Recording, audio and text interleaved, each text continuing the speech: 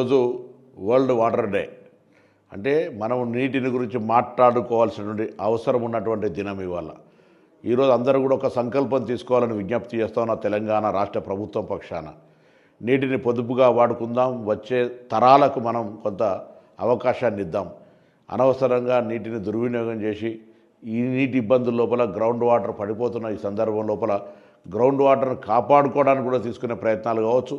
Hyderabad metro water works వాళ్ళు తీసుకుంటున్న అనేక కార్యక్రమాల్లో ప్రజలందరూ భాగస్వాములు కావాలని, రాష్ట్ర వ్యాప్తంగా కూడా నీటిని ప్రతి చుక్కను పొదుపు చేసుకుంటూ కాపాడుకుంటూ భవిష్యత్ తరానికి ఎటువంటి ఇబ్బంది లేకుండా చూడాలని సందర్భంగా కోరుతూ, ఈ వరల్డ్ వాటర్ డే అనేది కూడా నిర్లక్ష్యానికి గురయ్యేటువంటి దినం కాదు ఇది.